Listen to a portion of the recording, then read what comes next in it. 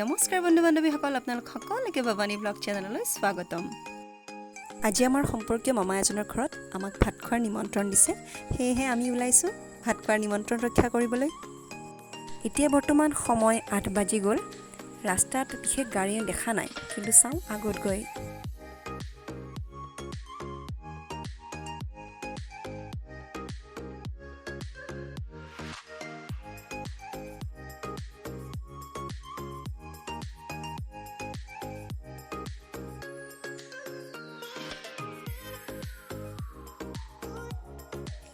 এয়া গাড়ী দেখিবলৈ আৰম্ভ কৰিলোঁ।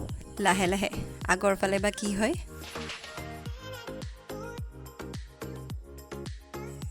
আহি পালোঁ 6 মাইল আৰু চাওক ইয়াত ট্ৰাফিক জাম কিমান দীঘলীয়া আৰু নাজানো কেতিয়া ওলাব পাৰিম। হয়তো লাহে লাহে গৈ থাকিব, চাওঁচোন কি হয় আগৰ ফালে।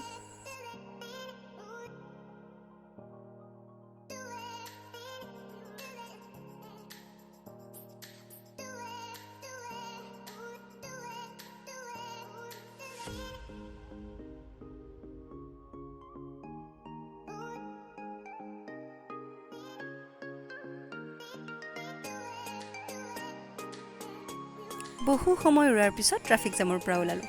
এতিয়া গৈ আছোঁ আৰু নাজানো আগত গৈতো গণেশগুৰিখন আছেই, আৰু গণেশগুৰিততো গমেই পায় ট্ৰাফিক জাম কেনেকুৱা।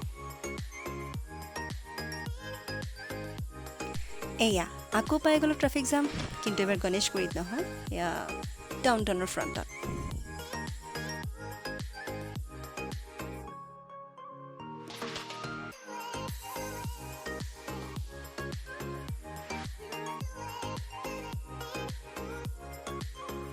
কিছু সময় ৰোৱাৰ পাছত আমি আকৌ আৰম্ভ কৰিলোঁ যাত্ৰা। এইবাৰ আমি গণেশগুৰি পাওঁ হৈছোঁ। বৰ্তমানলৈকে কোনো ধৰণৰ ট্ৰাফিক জাম নাই। চাওঁ আগত কি হয়। এইটোৱে গণেশ মন্দিৰ, আৰু সঁচাকৈ খুব ধুনীয়া, আৰু কলেজৰ দিনবোৰলৈকে মনত পৰি যায় যেতিয়া এই গণেশ মন্দিৰটো দেখা পাওঁ। এতিয়া আমি বাওঁফালৰ ৰাস্তাটোৰে সোমাই যাম। এই ৰাস্তাটো ওৱান ৱে, কিন্তু বহুত গাড়ীবিলাক ইফাল সিফাল, বৰ দিগদাৰ ইফালে যাবৰ কাৰণে। 15 মিনিটৰ ৰাস্তা 45 মিনিট খৰচ কৰি আমি আহি পালোঁ মামাৰ কোৱাৰ্টাৰ। আৰু ইয়াতে আমি ধুনীয়াকৈ গাড়ীখন পাৰ্ক কৰি মামাৰ ঘৰত গৈ ভাত পানী খাই আমি আকৌ ওলাম, আকৌ মই ভিডিঅ' ষ্টাৰ্ট কৰিম।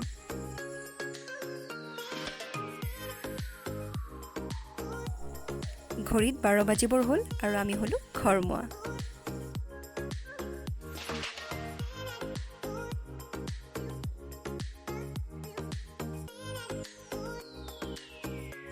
ৰাস্তাত গাড়ী নাই বুলিবই পাৰি, নিৰল নিস্তব্ধ। এখন দুখন মাজে মাজে অহা যোৱা কৰি আছে, কিন্তু ৰাস্তাটো সম্পূৰ্ণ খালীয়েই।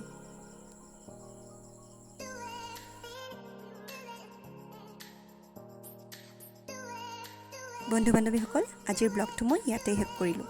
ভাল লাগিলে ছাবস্ক্ৰাইব কৰিব, লাইক কৰিব, শ্বেয়াৰ কৰিব আৰু কমেণ্ট কৰিব। Bye bye.